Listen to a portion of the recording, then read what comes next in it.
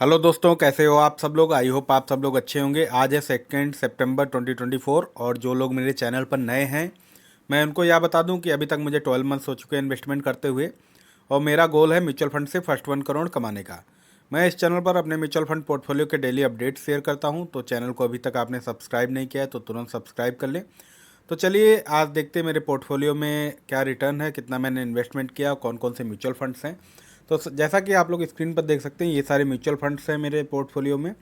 इनमें आपने रिक्वेस्ट किया था कितना मैंने इन्वेस्टमेंट किया, कितना मेरा रिटर्न वैल्यू। तो जैसा कि मैंने हाईलाइट किया है, जो नीचे वैल्यू दी गई है ब्लैक कलर में 5,34,124 रुपीज़, ये मैंने क्वांट स्मॉल कैप फंड में इन्वेस्टमेंट किए हैं। जो ग्रीन में वैल्यू आ रही है 6,24,355 रुपीज़, ये वैल्यू इसका टोटल अभी तक का जितना मतलब रिटर्न है प्लस जो इन्वेस्टेड वैल्यू है अभी मतलब 5,34,124 की वैल्यू हो गई है 6,24,355 रुपीज़।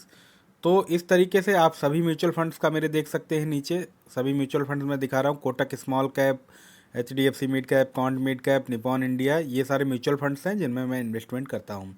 तो सभी की आप वैल्यू देख सकते हैं, सभी में रिटर्न कितना मिला है वो सारी चीज़ें देख सकते हैं इस तरीके से। उसके अलावा दोस्तों अब देखते हैं मैंने अभी तक टोटल कितना इन्वेस्टमेंट किया है और उसका क्या रिटर्न है। तो दोस्तों अभी तक मैंने 12,79,888 इन्वेस्टमेंट किए हैं, जिसकी आज की डेट में करंट वैल्यू है 15,46,113 रुपीज़। जो मेरा टोटल प्रॉफिट है अभी तक का 2,66,225 रुपीज़, 20.8% हुआ है। जो एक दिन में मेरे पोर्टफोलियो में चेंज आया है वो +7,762 रुपीज़ मेरे पोर्टफोलियो में चेंज आया है, जो कि 0.5% है। यहाँ पे मैं दोस्तों ये बता दूँ, ये पोर्टफोलियो मेरा अपडेट हुआ था सैटरडे को, तो सैटरडे वाला अपडेट का वीडियो भी मैंने नहीं बनाया था। वही अपडेट आप इसको समझ सकते हैं कि सैटरडे वाला अपडेट होके ये अभी मैं दिखा रहा हूँ आपको। इतना पोर्टफोलियो मेरा सैटरडे को अब गया था। इसके अलावा दोस्तों मुझे पिछले वीक काफ़ी पोर्टफोलियो रिव्यू रिक्वेस्ट आई थी, उसके अलावा कई सारे कमेंट्स भी आते हैं वीडियोस पे, तो मैं इस वीडियो में उसका रिप्लाई करूंगा। और इस वीडियो को काफ़ी लंबा हो जाता है ये वीडियो, इसलिए इस वीडियो को मैं लगभग 4 पार्ट्स में डिवाइड कर रहा हूँ, पार्ट 1, पार्ट 2, पार्ट 3, पार्ट 4। तो आप लोग से रिक्वेस्ट मैं यही करूँगा कि आप सारे पार्ट्स देखिए। आपका पोर्टफोलियो रिव्यू रिक्वेस्ट या आपके कमेंट पर रिप्लाई ज़रूर मिला होगा। अगर इन पार्ट में नहीं मिला है आपको रिप्लाई तो आप फिर से कमेंट कीजिए, मैं ट्राई करूँगा जल्द से जल्द आंसर करने की। बट आपको सभी पार्ट्स देखने चाहिए, इससे आपको बहुत कुछ सीखने को मिलेगा। तो चलिए देखते हैं क्या क्या पोर्टफोलियो रिव्यू रिक्वेस्ट आई और क्या कमेंट्स आए थे। अगला कमेंट है अमितांग का। Sir review my portfolio, age 20, time horizon 20+ years. Parag Parikh 1000, quant small cap 1000, Tata small cap 1000, Motilal mid cap 1000। तो दोस्त आपका पोर्टफोलियो ठीक मुझे यहाँ पे लग रहा है। बस आपको यहाँ पे क्या करना है, 20 ईयर्स आपने लिखा है तो 20 ईयर्स आपको होल्ड करना पड़ेगा, क्योंकि आप स्मॉल कैप में ज़्यादा इन्वेस्टमेंट कर रहे हैं। उसके अलावा आपने लार्ज कैप में कुछ फंड नहीं खरीदे हैं, ना ही इंडेक्स फंड लिया है। उसके हिसाब से आपको होल्ड करना पड़ेगा भाई। यहाँ पे अगर मार्केट डाउन जाती है तो आप रिडीम करने के चक्कर में डर जाते हैं अगर मार्केट से, तो आपको यहाँ पे पोर्टफोलियो बैलेंस करने की ज़रूरत है। आपको यहाँ पे निफ्टी 50 इंडेक्स फंड एक खरीदने की ज़रूरत है। उसमें थोड़ा स्मॉल कैप से पैसा उसमें शिफ्ट कर सकते हैं, और नहीं तो आप इसी को कंटिन्यू कीजिए। बट आपको ये पेशेंस रखना होगा, जब मार्केट डाउन जाएगी तो आप रिडीम नहीं करोगे।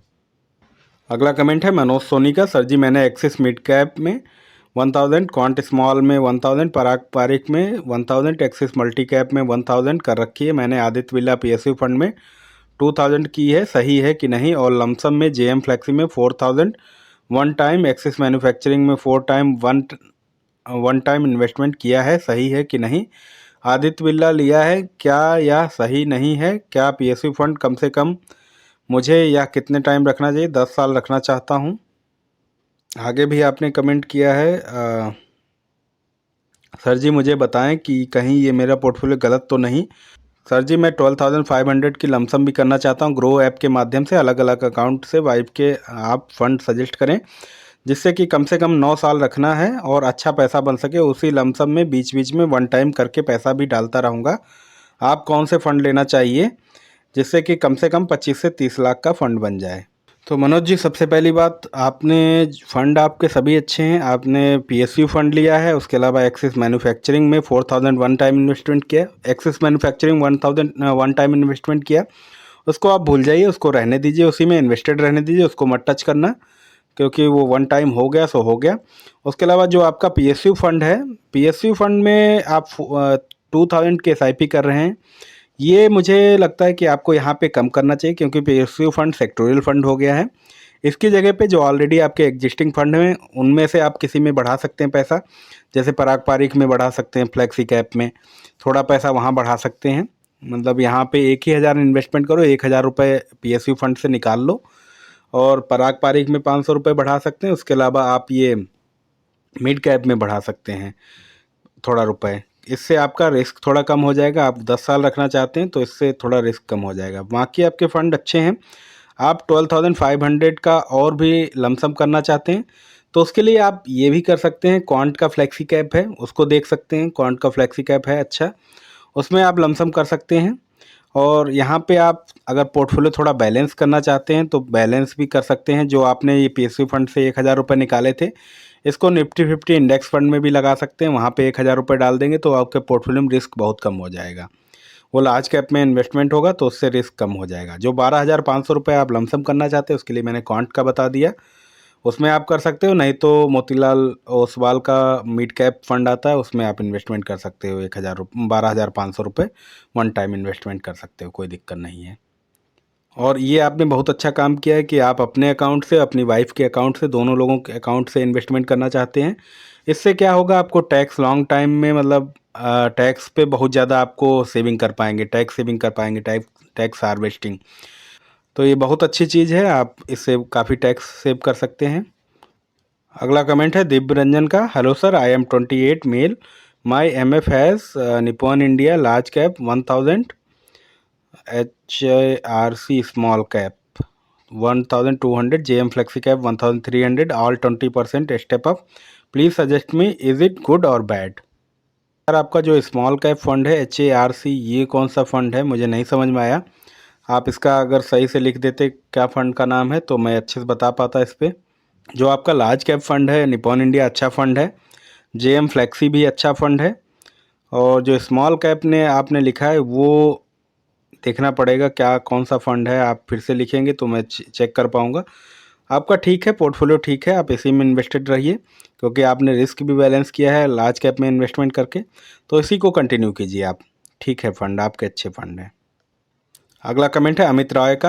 हाय सर, 22-25 ईयर्स तक के लिए कर रहा हूँ, please review my portfolio sir.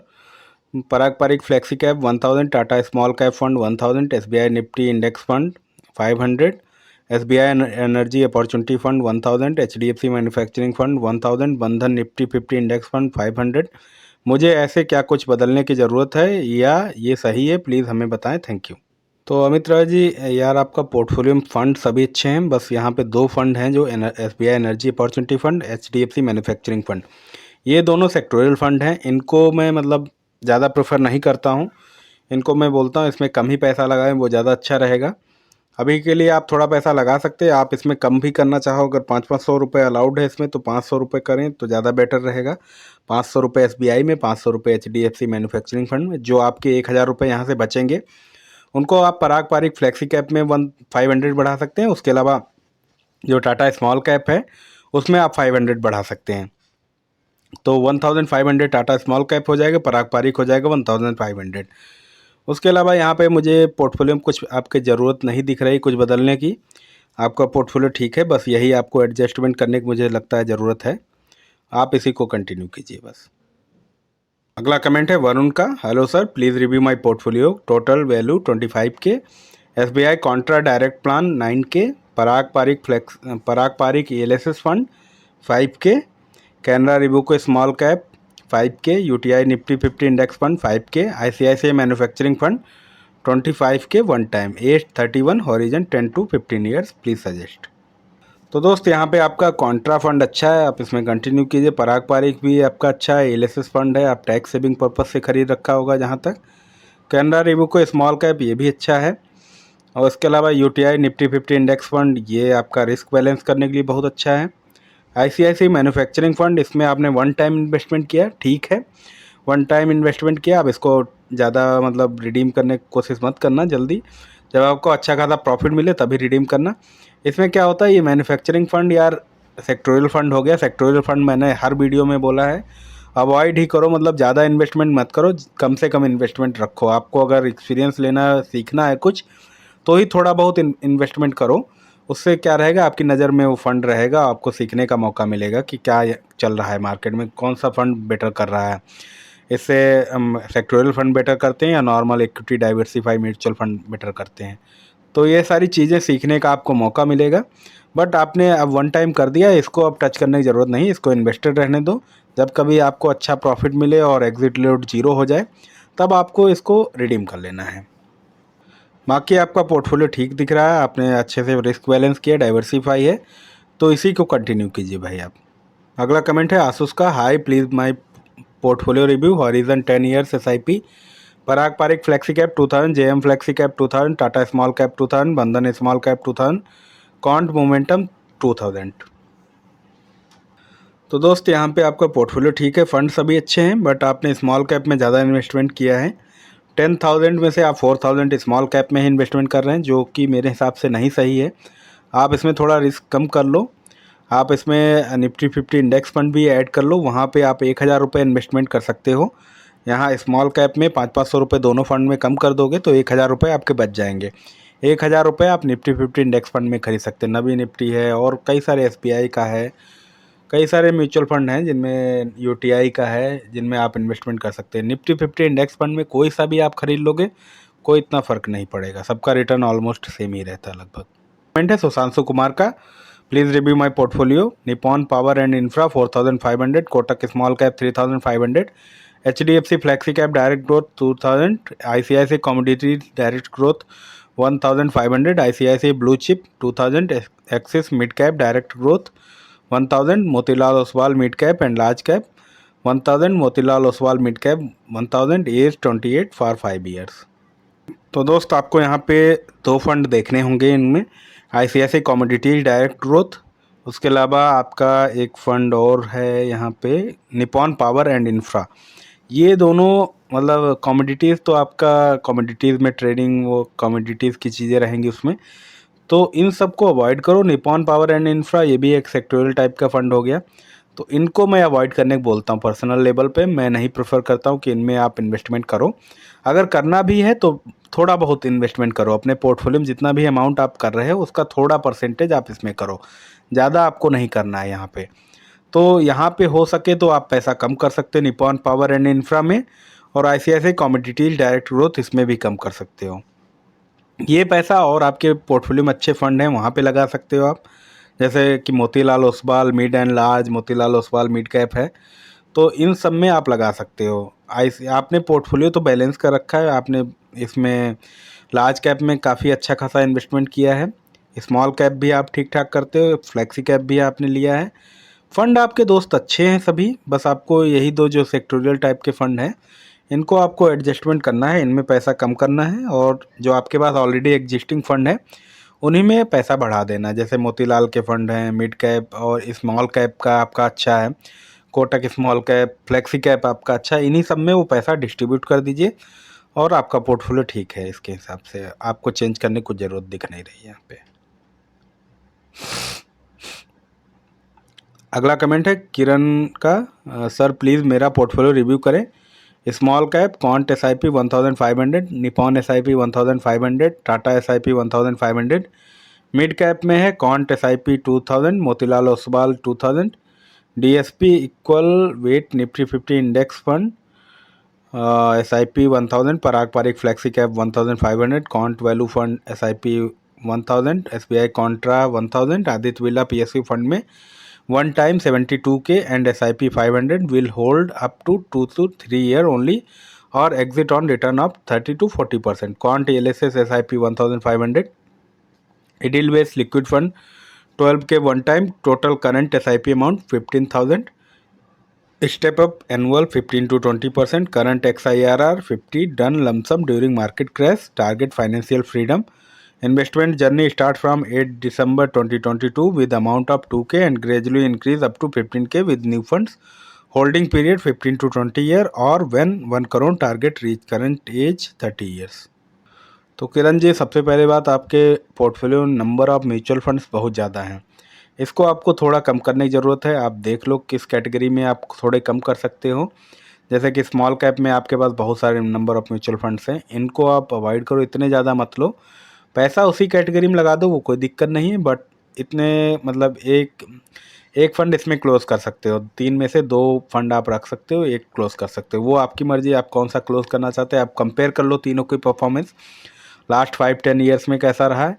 मुझे लगता है क्वांट का, निप्पॉन का काफ़ी अच्छा है, टाटा का भी अच्छा है। आप कंपेयर कर लो आपके हिसाब से, फ़ंड तीनों अच्छे हैं, आपको कौन-सा अच्छा लगता है, कौन-सा क्लोज़ कर सकते हैं।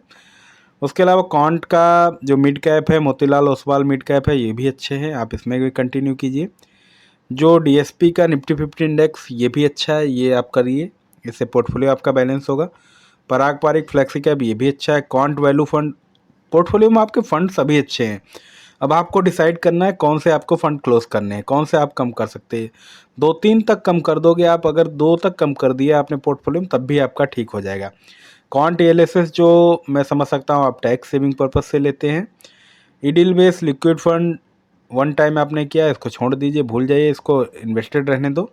जब अच्छा रिटर्न दे तब आप इसमें एग्जिट कर लेना। आदित्य बिरला पीएसयू फंड, हाँ, इसमें ये सेक्टोरियल फंड है, इसको आप क्या करना, इसमें अगर अच्छा रिटर्न आपको मिल जाए तो आप एग्जिट कर जाना। इसमें एग्जिट करके आप equity, diversified equity mutual funds जो होते हैं, जैसे आपके ऊपर हैं क्वांट के, निपॉन के, इन सब में आप इन्वेस्टमेंट करो। ये सेक्टोरियल फंड अपने लेवल पे अवॉइड करो। अगर कुछ करना है तो थोड़ा बहुत इन्वेस्टमेंट करो, बहुत ज़्यादा इन्वेस्टमेंट करने की ज़रूरत नहीं है जो ये सेक्टोरियल फंड होते हैं।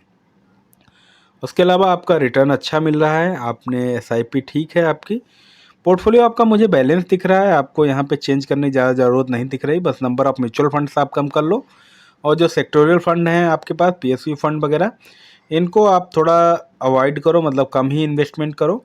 और जब भी आपका एग्जिट लोड जीरो हो जाए और आपको अच्छा रिटर्न मिले तो आप एग्जिट कर जाना।